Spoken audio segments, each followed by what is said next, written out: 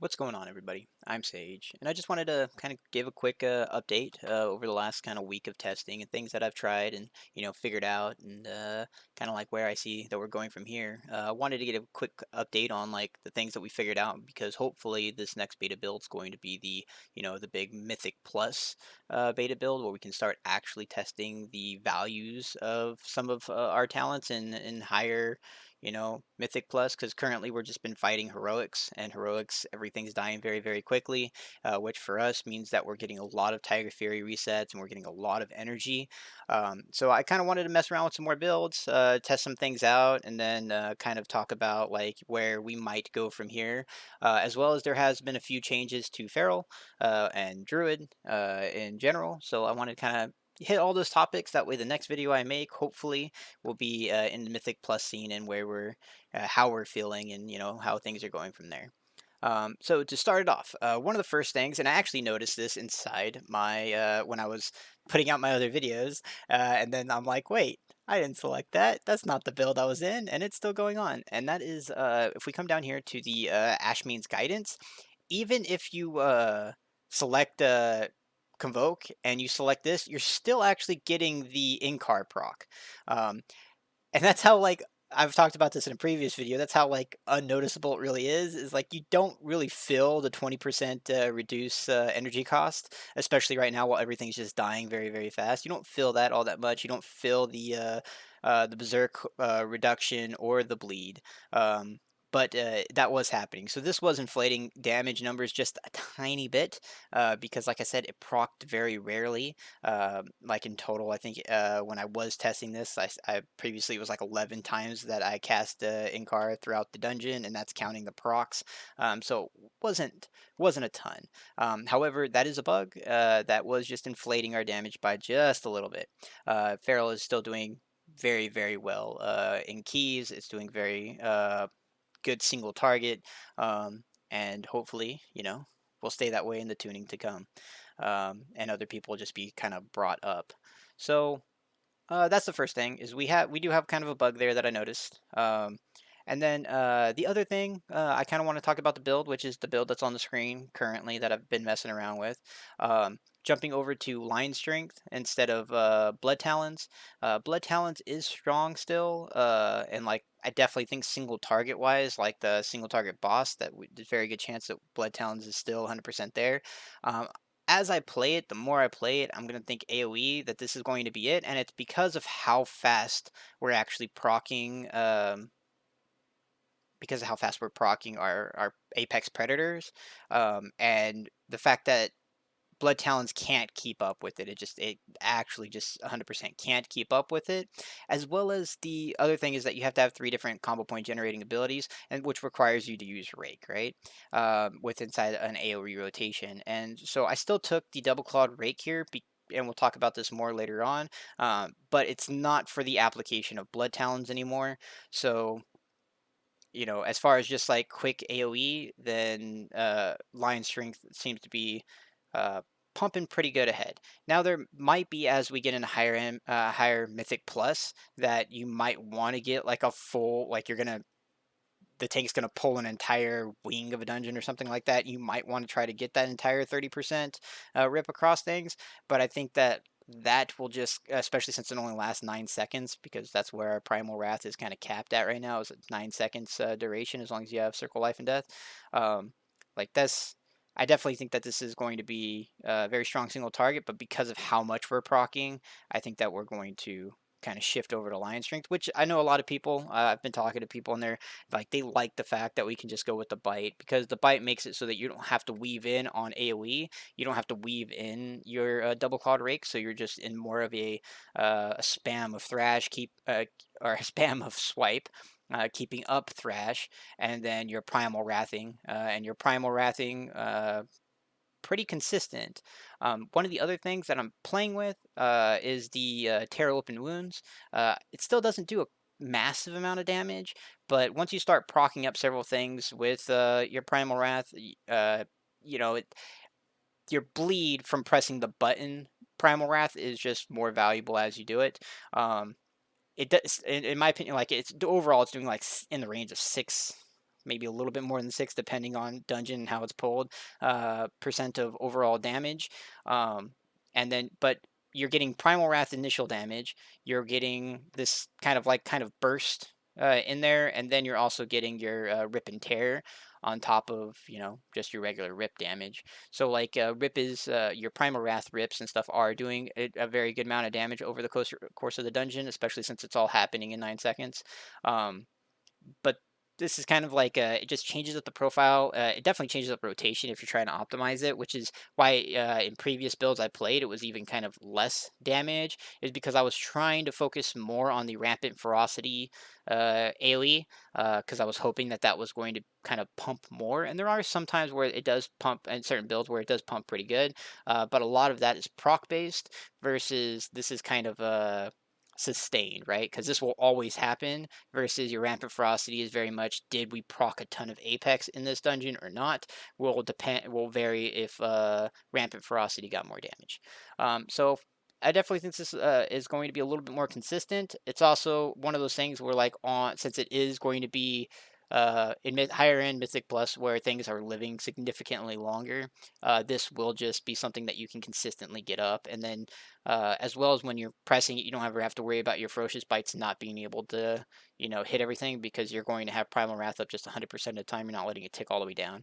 The main takeaway between the two, and one of the other things where, like, pressing Primal Wrath instead of just using that 5 combo points on bites because you have the duration on rips to use those bites, is the Sabretooth ability, right? So Sabretooth, you're hoping that your procs are going to give this good uptime as far as the increased damage to your rips across your targets, because you'll be primal wrathing instead of biting to get that 4 combo points up. And so, like, if you're able to go into a pack and you have a proc of Apex and you run in there and you get Primal Wrath on everything and then immediately bite, that's obviously like a really good situation, because you're going to get that 20% increase damage across all of your rips for 4 seconds, but then you're also double ripping because you have your tear, and then on top of that, the next time you press something, you're going to be pressing a next combo point, like full 5 combo points, not a proc one, but a full 5 combo point ones. You're going to be pressing your tear,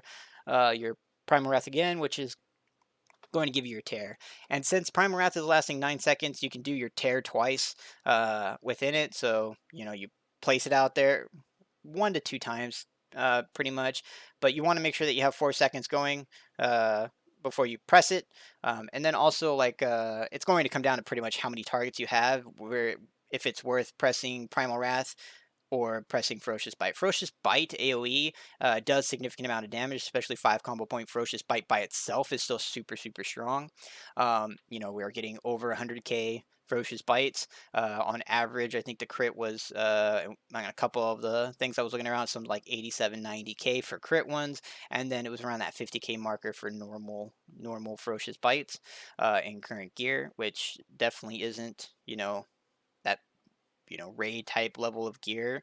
We're sitting in around the, I think it's like 360, 365-ish range of item level currently while testing, until tier sets and so on come out. So going with the lion strength, testing out the tear open wounds, and just it changes up, like I said, it changes up your rotation. You want to make sure you're primal wrathing more often at 5 and relying on Apex, more so relying on Apex procs to do your ferocious bites, increase damage with your saber tooth and so on. Reduced targets, and this is just going to come out to a lot of numbers, which we still have a lot of tuning. There's still a lot of time before everything launches, but there's a lot of tuning to come out still, and then it'll kind of like start evening up. Okay, this is the amount of targets where instead of pressing Primal Wrath over and over and over again, you'll press a bite, and then the bite damage will just kind of carry you through it, and we'll go from there. One of the other things I changed up in the build is the Nature's Vigil. Nature Vigil doesn't seem to only be selecting one target like I initially thought. It seems to just kind of be healing everything, and it's off the GCD, so you can kind of press it after you start like getting everything rolling, especially when you jump into burst, and it does a ton of healing. It's very random, but it's group healing, and it's actually decently strong for group healing. So using this just off the GCD, which is great. gives you increased group utility. We already have a ton of utility. You bring in Innervate, bring in Vortex or Mass, Typhoon, 1 minute stampeding roars, and Bash. So we have a significant amount. Obviously, melee interrupt.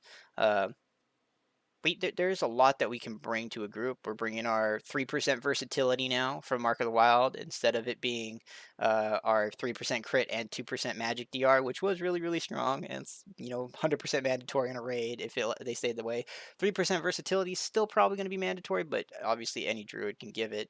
And this is where it kind of sparked up the conversation of, okay, give Feral Druids back leader of the pack so that we can give that crit back to groups, even if it is at the 3%. That way, there's increased unique utility for bringing a Feral Druid over bringing Balance, because Balance between the two specs, between Feral and Balance, obviously the increased capability for Balance is that they're ranged. They also have Solar Beam and then Trance, so they have increased unique utility already. So I think that giving Feral leader of the pack or something like that would be great. There was a couple talks where they were just talking about, like, give us a copy of another melee DPS's buff that they give out, um, which would be fine too. That way, it just allows you to bring a feral and for it to bring something that is just as good as everybody else.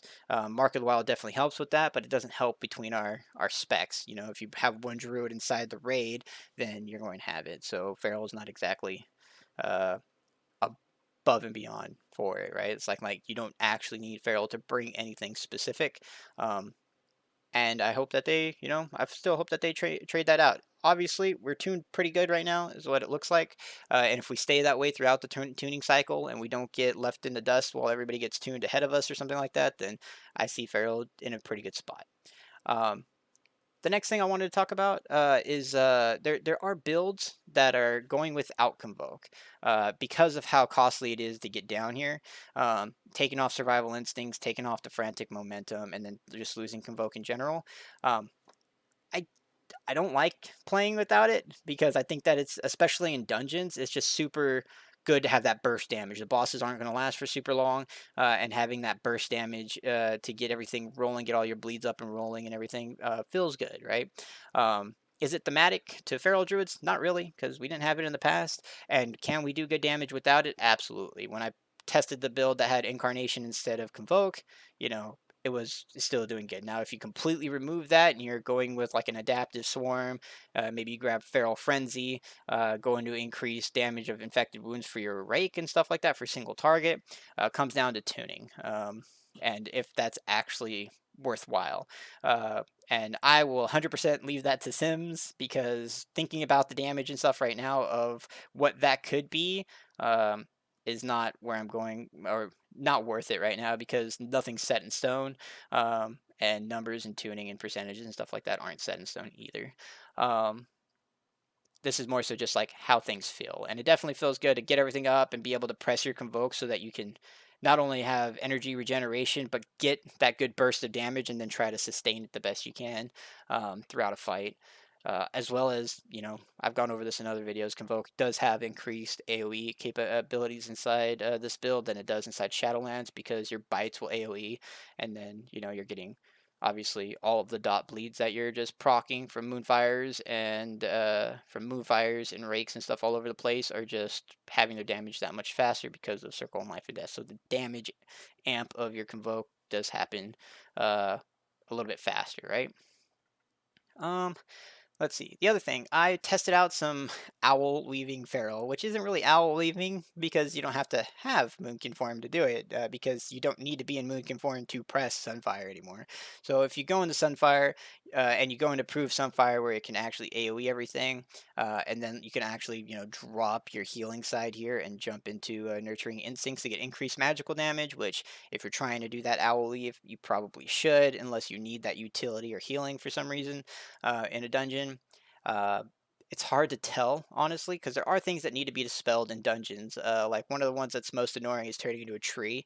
I forget the name of the dungeon, but one of the dungeons has a chance to turn you into a tree, and I can't. It doesn't look like it's a curse. I think it's just a magic effect that a healer is supposed to dispel. That rarely happens in heroic pugs currently, but You know, it's going to come out to like what is actually going to be the value of remove corruption in what dungeons and if you take it or not.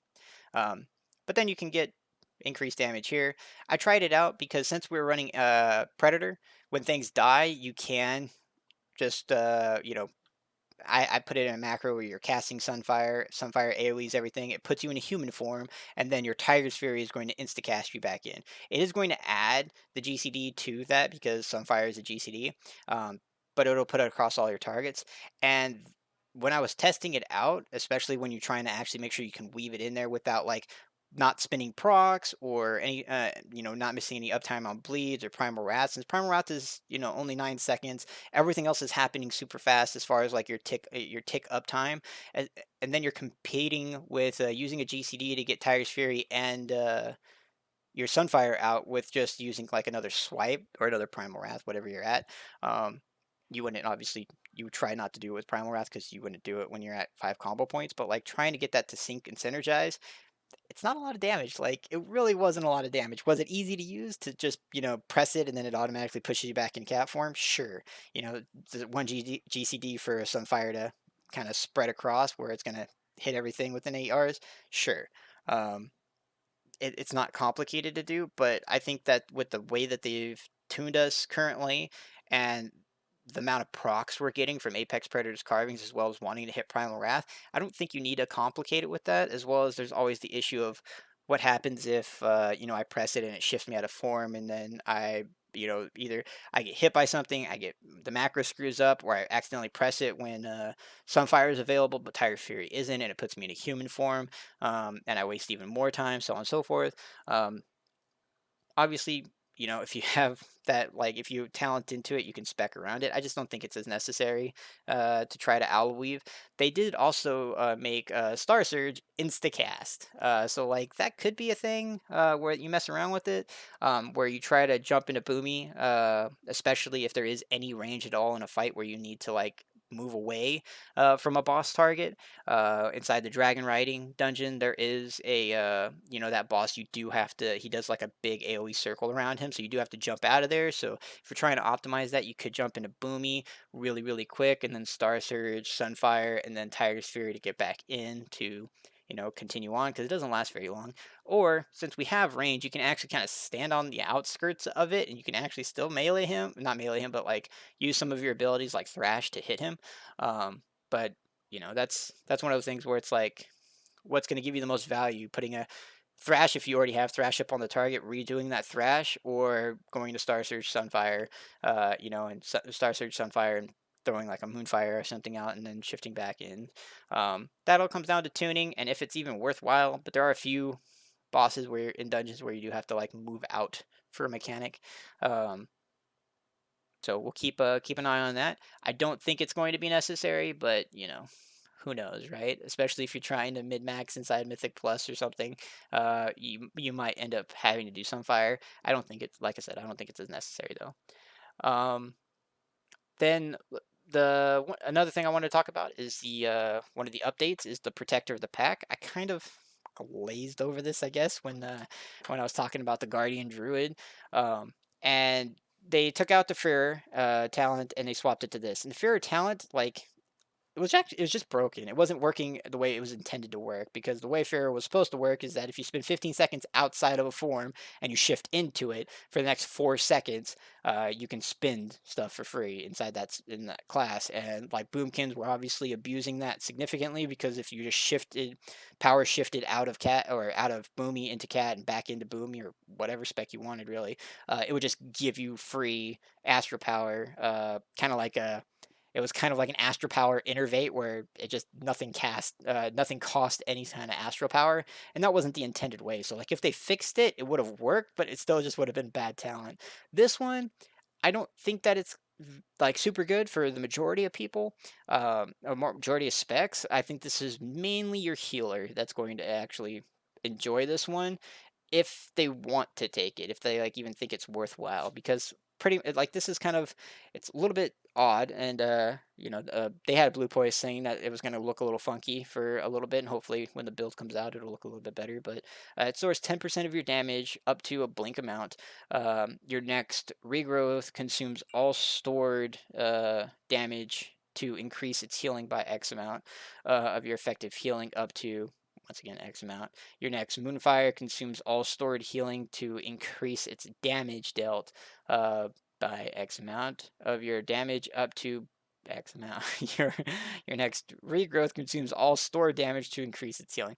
So it really, for Feral, like if we were going to use a lunar inspiration, maybe, because since we're regrowthing ourselves, the regrowth healing could apply into this, and then you could Moonfire to get that kind of burst of damage. I don't think that we're going to at all. I definitely think that PvP might, because it's storing up that healing. So, like, if you are pillar hiding with a 43-yard ranged Moonfire, then this just lets you kind of store up more damage to those Moonfires that you're pressing out. But as far as like a PvE Feral, I don't think we're going to take this because you're losing damage for healing, or you have to take a Moonfire in order to use it. So, once again, the bottom talents aren't, they're situational, and I would say that the only one that we probably going to play is Nature's Vigil, just because it's off the GCD and it's just free healing, kind of, is ultimately what it comes out to. Pretty much the point I took to get it was our renewal, and this heals us as well. It doesn't like ignore us, so it's any friendly target, and you're obviously friendly to yourself, so Nature's Vigil will heal you as well, which was one of my main concerns when I first read it in the past, was I thought that it was going to be all of the healing on one target, and it was just going to be any nearby friendly target that's nearby, but it doesn't. It seems to be healing multiple friendly targets as well as healing yourself as well. So I definitely think it's an okay trade-off for renewal versus Nature's Vigil, to get a little bit more group utility. So now we're doing really good healing. We already have regrowth, so we could have hots up on the entire group as well as we can Nature's Vigil across the group, which just give us increased utility because we bring a lot of utility. Now we're bringing a lot of healing, and we're definitely bringing a lot of damage right now with our current tuning. Jumping back over to our the build, not a massive amount that I've changed with it. I mean, obviously I put the tear open wounds, and I just took the 1 point from the taste for blood. So instead of getting, the increase, like the 12% on 3 bleeds to 8% on 3 bleeds and so on, that's kind of where I gave the give and take for the tear open wounds. And I don't think it's too much of a damage loss between the two. Obviously, because Tear Open Wounds is gaining some damage and Ferocious Bite's just losing a little bit of it. So I think it's fair. Um, the Double Clawed Rake is obviously losing some of its value because you're not using Blood Talons anymore. So like in mass AoE, you don't need to press this. However, there is some increased utility between this and Pouncing Strikes, which I've talked about before, getting that double stun, which there are a lot of things inside our dungeons that are completely stunnable. So like this is definitely has value because it just takes all of that damage, all the casts, all the interrupts and stuff away, which is definitely worthwhile. Um, Obviously, if your tank's trying to group up something, try not to be in stealth when you do it, at least, probably, but most of us will just because you get increased damage. Um, but this is another thing that we need to talk about, is that this build is pretty much getting rid of all of the main consistent energy builders, right? We have to take Frantic Momentum in order to get Convoke, so that's there. Moment of Clarity and Omen are definitely giving us a good refund back, but as far as like sustained energy regeneration, there's not a ton, except for Predator. But right now, like I said, Heroic, everything's dying super, super quick, so you're getting Predator resets all the time, and there's a ton of groups that have like 2 to 1, big HP mob, and everything else is just kind of periodically dying around it, so we're getting a ton of energy, which is definitely feeding into our damage and our build significantly. So once we actually do get Mythic Plus, there's a good chance that taking the Double Clawed Rake out is not going to, that's going to be a plan. It's taking the Double Clawed Rake out and putting a point in the Tireless Energy. You get that increased maximum, but also the energy regeneration by 10% is pretty huge. And you can also dip in other points, like if you wanted to, you could take a Taste of Blood out. However, this is going to just like, we got to figure it out. We got to test it as it goes and see how much energy do we need to make it feel good and consistent going across. throughout my other builds, I've talked about like taking this off. Not only is it bugged, but having 1 minute convoke, especially in higher end Mythic Plus, isn't as necessary. It's not bad damage, obviously, because the things I've talked about prior with convoke. Um, but the points you're looking at getting the 1 minute convokes over another 6% increased damage across all of your AOE, and we have very consistent rotation with AOE currently. So getting the Carnivorous Instincts is something that I've talked about wanting to get, and honestly getting another point in. So like if they took Frantic Momentum down to 1 point, like this would give us two as well as our 1 minute Convoke, which would be great in my opinion. However, this can work too. That way you're making sure you save Convoke for bosses, for mini bosses, and then obviously using it if you know that a boss isn't coming for a while, then straight up, use that Convoke for that 2 minute Convoke, as well as, Berserk, using Berserk as well for that 2 minute Convoke, um, when you don't have a boss coming up, because you are getting the CDR. Anyway, so we're getting the 2 points over here, and that's kind of the only thing I think that has changed. Looking into Mythic Plus in the future, there's a very good chance that we go in more into Tireless Energy. Um, Currently inside Mythic Plus, it's not needed. You kind of feel it a little bit if the boss fight takes a little bit longer. Inside Mythic Plus, they definitely will. So this could definitely be, the go-to in higher end Mythic Plus. Um, and then it also just definitely changes, right? Like that's the cool thing about a talent tree that's done well, and this is done well. Sure, there's a few things we could change around that I've talked about in other videos and stuff, as well as other people in the community have talked about swapping things around a little bit. But since it's done well, there are options to swap things around. Depending on the type of gameplay or type of dungeon you're doing, the affixes that you're playing against, so on and so forth, the people that you're playing with, to change things up depending on what is best for your group. And I think that that's going to be cool. And I'm really hoping that Mythic Plus is going to come out and, we start to get a little bit more understanding of what's going on. One of the other things, few little last moment things is I'm messing around with some of the potions and stuff that they have. The Glacial Fairy just seems to be doing a ton of damage. Very much so competing with several of our abilities and damage over our entire dungeon. So currently, Glacial Fairy seems to be one of the go-tos for just straight damage from putting one pot on. This is obviously a quality 3 tier, which is a new thing inside Dragonflight. Um, but for a long time, I was using the file, which is just giving you every minute it cycles between one of your stats and gives you 562 of that stat, which the amount of numbers inside Dragonflight are inflated. The point per number is kind of inflated, so you're like, it's not like if you were to have that amount of stats inside Shadowlands right now, it's completely not. Your percentage you're getting on stats versus what it's showing you visually is changed. Like the ratio is definitely changed. So 562 seems like a lot visually, but it's not going to give you a massive amount of that stat. But it still felt good because, like, with low gear, you still have some stats that you wish were a little bit higher. Um, but Glacial Fury definitely seems like where it's at currently. And I'll mess around with a few more. I put the versatility one on, even though it's only the quality 1 versatility. I've put that on, and it's not a ton of versatility because versatility is the worst ratio stat. It always has been. So going with something that's just giving us increased damage seems pretty good.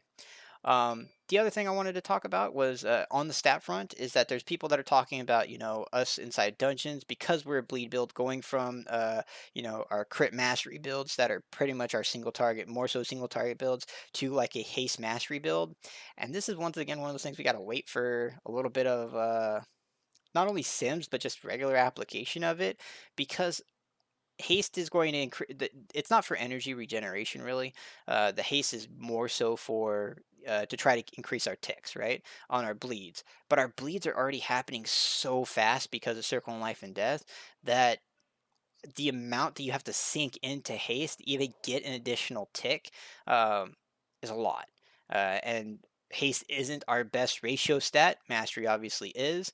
But since it's not our base ratio stat and you have to put so much into haste in order to get an extra tick or just even a little bit more damage from it, it might not be as valuable. We don't get an increased or a reduction inside our melee swings because we're feral, so we're always at like a point 0.9 melee swing.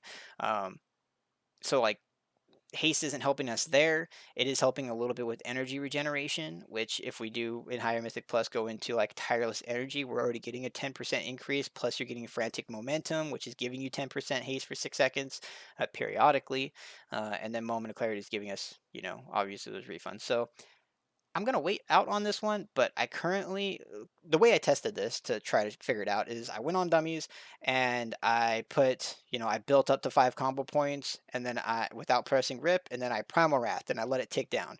Currently, I think baseline I have like 12% haste with the gear I have on right now because I was going more so a crit mastery, slash first build, I guess is what I would call it. But once I swap, like once and I have 12% haste. So what I did in order to get that increased haste is I was also leveling up leatherworking to see, how the professions are going to go inside Dragonflight. And I got some drums, just some basic drums over here that give you 15% increased haste, which is definitely going to give me more, or maybe I definitely think it's going to give you more than like if I were to swap all of my gear over because I have some haste gear on. Um, so it gives you that 15%, and it went from the Primal Wrath with Tiger's Fury on it. The Primal Wrath was the one without it, with just 12% haste, was 126.6 damage. K damage, whatever you want to call it, 126.6k damage. When I put the drums on and I did the same thing and I allow it to just tick off, it went up to like 136k. So it went up 10k by another 15% of haste being in there. And obviously, there's going to be breakpoints and so on. And that's above my pay grade, if I'm being honest. That is another thing that's like, okay, throughout Sims, theory crafting, so on, people will figure out all those breakpoints.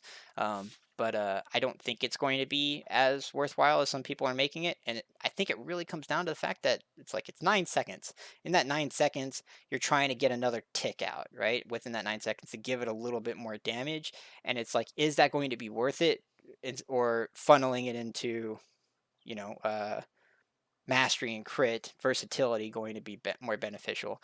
I definitely think that if we were to go away from haste inside dungeons, then it might actually go like mastery versatility, because crit's not going to be super high, and crit doesn't have the best ratio either.